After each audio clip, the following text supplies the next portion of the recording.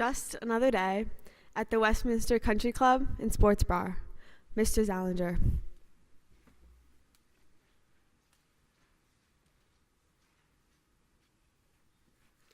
But now I know that I'm gonna make it, brave enough to take this road.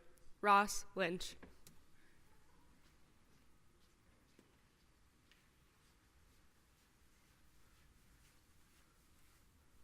Float like a Cadillac and sting like a Beamer.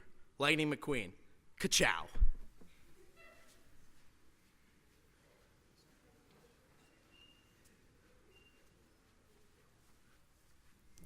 Everything in life is somewhere else, and you get there in a car. E.B. White.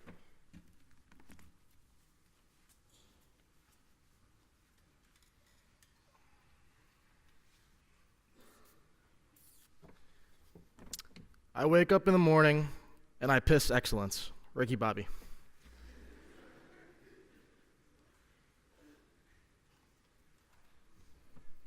Good morning. My name is Katerina McGuigan, and I'm a sixth former from Columbia, Connecticut. Kind of. When I arrived on Williams Hill as a third former, I was asked to say my name, my form, and where I'm from, and my favorite ice cream flavor. I could answer 3 out of those 4 questions confidently. If I'm being honest, I grew up in the back of my parents' cars, going from my mom's house to my dad's house, then my dad's house to my mom's. Or in the back of my grandfather's car, always with my sister sitting right next to me.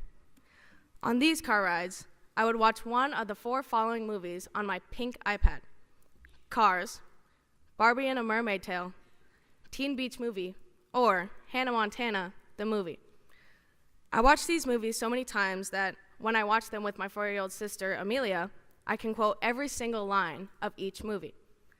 I always watched Barbie and a Mermaid Tale or Teen Beach Movie when I was on my way to Columbia Lake in Connecticut, because I was obsessed with being just like Malia Summers, played by Barbie in A Mermaid Tale, and Brady and Mac in Teen Beach Movie.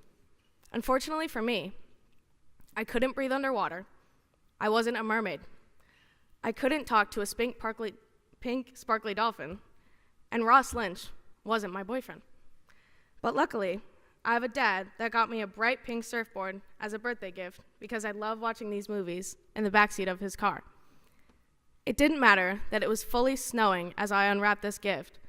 What mattered was that, as soon as summer hit, I got up on my pink bright board and started surfing in the back of the boat on the lake. From then on, my grandma, who I called Nana, called me her little surfer girl, and I found my happy place on that board and in the water. I also loved the Cars movie because it made me feel closer to my dad, a man who could talk about any car I pointed out in the movie and tell me the year, make, model, and how good of a car it was.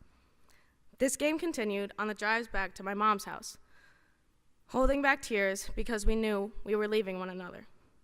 I would ask him about the cars we passed on the highway, and my dad would smile and tell me about each one. That game distracted us from knowing that we would be leaving each other so soon. Surprisingly, it was my favorite car game, although I knew when the game ended that we would be saying goodbye. Now, every time I'm out on the highway, I try to name as many cars as I can and look out for the ones I like most.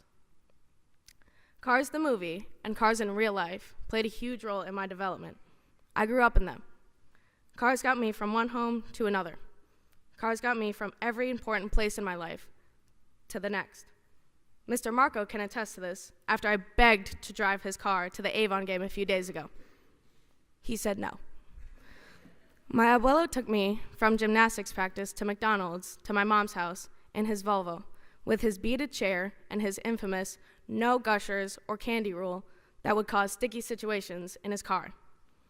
These car rides with my abuelo are a memory I will hold dear to my heart. I will come out of gymnastics practice and see my abuelo waiting for me, so excited to get McDonald's on our way home. These trips to McDonald's were my abuelo and I's secret because my all-organic, Whole Foods-loving mom would never approve of this. Sorry, Mom. When we got to McDonald's, my abuelo would talk as loud as he could, without screaming, to the poor McDonald's drive-thru worker who couldn't understand him with his thick Spanish accent that allowed him to come up with words that were almost English and maybe Spanish, but at the same time, neither of the two. The first time, my older sister Elena drove me around. I was in the backseat of a car coming back from the beach in Kennebunkport, Maine, with 2 seatbelts on, which was a completely personal choice to ensure my safety. Thankfully, I made it back alive to tell the tale and eventually summoned the courage to advance to the front seat and assign myself dedicated aux. And for the old people in the room, I mean I was the one playing the music. Of course, the first song I played on that drive with my sister was Life is a Highway by the Rascal Flatts, a song featured in the Cars movie. At the time, I still had the impression that the song was literally about someone's life being on a highway. It made sense because mine was. But driving with my sister was the first time I actually listened to the words of the song. Life's like a road that you travel on when there's one day here and the next day gone. Life can be speedy, slow, or filled with traffic, and traffic can make 2 miles feel like an eternity. Some crashes are more serious than others. However, you always get back on the road. As someone who grew up on the road, I can tell you that this is true. One day, I could be diving off the dock with my cousins Lindsay and Teddy and my sister, attempting to water ski with my Uncle Josh. Jill knows that doesn't end well. Making s'mores with my Auntie Carrie, or riding on a jet ski with my dad. The next day, I could be in Maine with my mom and my sister. Like Lightning McQueen, I found my Radiator Springs. I found a home at Westminster in a town I had never heard of until I drove up on the hill with my dad to see the school he loved going to and couldn't wait to see me at. I was 8 years old at the time and had no idea about the time Westy would have on my life and how much of an impact it would make. I arrived on the hill as Mrs. McWiggan's daughter because at the time, my stepmom worked here as a teacher. But over time, I started to find my own place on the hill.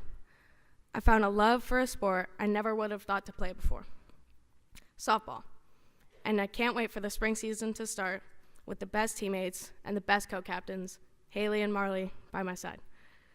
I found a home at Westminster with my sister right there with me, and my dad coming up to visit to watch as many games as he possibly could. Also, like Lightning McQueen, I found my Maters, Luigis, Guidos, Sarges, Flows, and more. I found my best friends here, who taught me to trust in myself and them.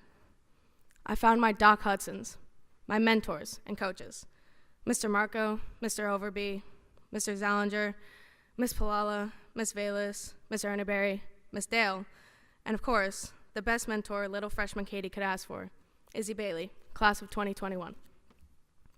My mentors taught me to run the mile I'm in, enjoy the games I'm playing, and to take moments from every day to feel and express pure joy and gratitude.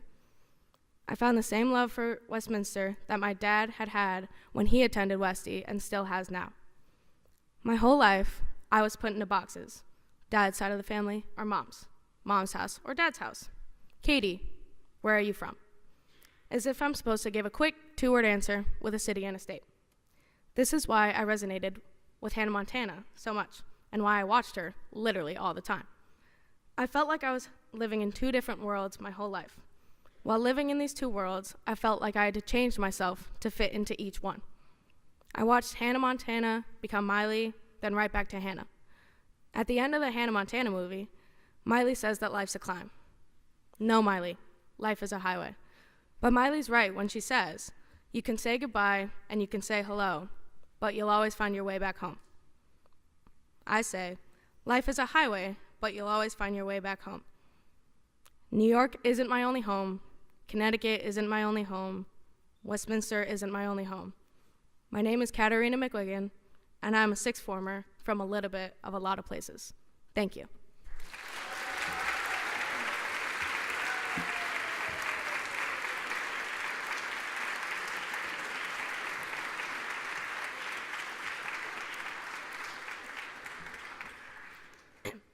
We will now sing the Westminster Recessional.